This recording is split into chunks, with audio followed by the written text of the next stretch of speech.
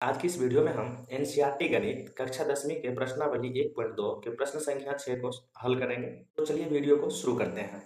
प्रश्न है, व्याख्या कीजिए कि 7 गुना 11 गुना 13 प्लस 13 और 7 गुना 6 गुना 5 गुना 4 गुना 3 गुना 2 गुना 1 प्लस 5 भाज्य संख्याएं क्यों है। दोस्तों, इस सवाल को हल करने से पहले हम ये जान लेते हैं कि भाज्य संख्याएं क्या है। ठीक है, तो चलिए देख लेते हैं भाज्य संख्याएं और अभाज्य संख्याएं क्या है। देखिए, सबसे पहले हम देख लेते हैं भाज्य संख्याएं क्या है।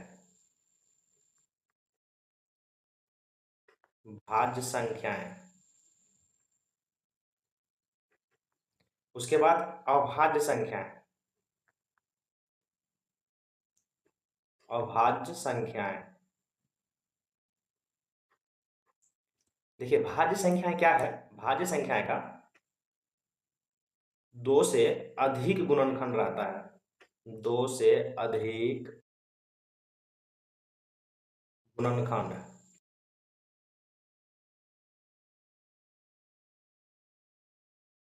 लेकिन अभाज्य संख्याएं का क्या है कि इसका केवल 2 गुणनखंड होता है। इसका केवल 2 गुणनखंड होता है अभाज्य संख्याएं का। ठीक है, देखिए इसका जैसे जैसे हम 4 लेते हैं। जैसे 4 4 देखिए किस किस से कट रहा है। 4 देखिए 2 से भी कटेगा, 4 से भी कटेगा और 1 से भी कटेगा। ठीक है, इसका जैसे देखिए, जैसे हम 2 लेते हैं तो 2 किससे कटेगा, या तो 2 से ही कटेगा या तो 1 से ही कटेगा।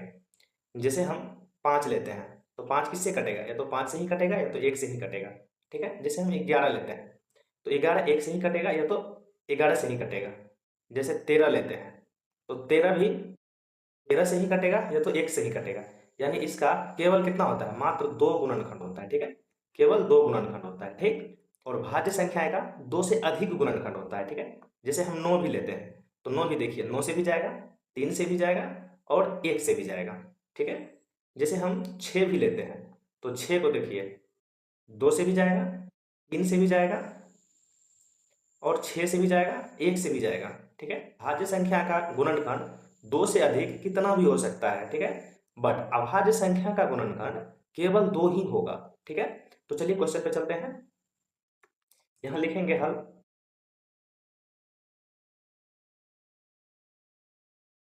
लिखना है, देखिए प्रश्न में दिया क्या है वो सब लिख लेते हैं। लिखना है 7 गुना 11 गुना 13 और प्लस कितना है 13। दूसरा क्या है, दूसरा भी लिख लेते हैं। ये दूसरा है 7 गुना 6 गुना 5 गुना 4 गुना 3 गुना 2 गुना 1 और प्लस कितना दिया हुआ है 5। ठीक है, अब हम क्या करते हैं, इधर देखिए प्लस के इधर कितना है 13, प्लस के इधर भी कितना है 13, तो हम क्या करेंगे 13 कॉमन कर लेते हैं। देखिए 13 कॉमन करेंगे तो इधर कितना बचेगा 7 गुना 11। ठीक है, उसके बाद 13 हम कॉमन कर लिए हैं। ठीक है, तो प्लस 13 कॉमन किया तो इधर कितना बचेगा 1। अब देखिए इधर जो है ये कितना हो जाएगा 13। ठीक है, 11 गुना 7 कीजिएगा तो कितना होगा 77 प्लस 1। ठीक, अब देखिए ये क्या हो जाएगा कि 13 गुना 77, एक कितना हो जाएगा 78। अब देखिए 78 का अगर हम गुणनखंड करते हैं, देखिए अगर 78 का हम गुणनखंड करते हैं कितना बार में जाएगा, ये 2 बार में जाएगा, कितना हो जाएगा 39। ठीक है, 2 बार में 3 बार में जाएगा, ये कितना हो जाएगा 13। ठीक है, तो इसको हम क्या करते हैं कि इधर लिख देते हैं। क्या हो जाएगा ये 13 गुना 2, देखिए 2 गुना 3 गुना 13, 2 गुना 3 गुना 13। ठीक है, ये क्लियर हो गया, ये हम समझाने के लिए आपको लिखे थे। ठीक है, इसको हम क्या करते हैं, तो हम मिटा देते हैं। ठीक, अब देखिए इसको देख लेते हैं। इसमें क्या है कि देखिए प्लस के इधर क्या है 5 है, प्लस के इधर भी क्या है 5 है, तो हम क्या करेंगे कि 5 कॉमन कर लेंगे। ठीक है, 5 कॉमन करने के बाद इधर क्या बच जाएगा 7 गुना 6, 5 हम कॉमन कर लिए हैं तो बचेगा 4 गुना 3 गुना 2। ठीक है, गुना 1 प्लस 5 कॉमन किए हैं तो कितना बचेगा 1। अब देखिए इस सब को अगर आप गुना करते हैं तो ये कितना हो जाता है, ये हो जाता है 1008।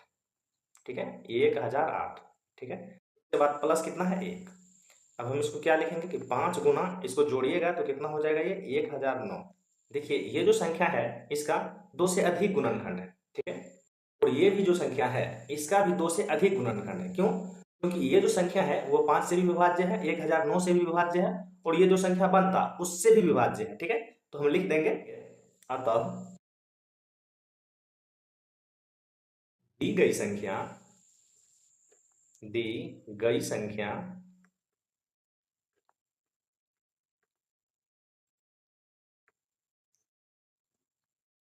7 गुना 11 गुना 13 प्लस 13 और 7 गुना 6 गुना 5 गुना 4 गुना 3 गुना 2 गुना 1 प्लस 5 के 2 से अधिक गुणनखंड है।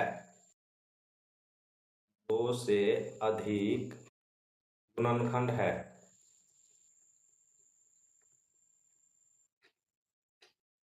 दो से अधिक गुणनखंड है, जो कि यहां से हम सिद्ध कर चुके हैं, ठीक है।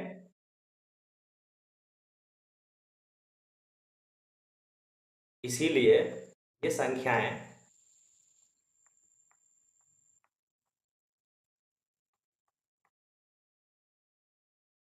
क्या है? भाज्य संख्याएं हैं। भाज्य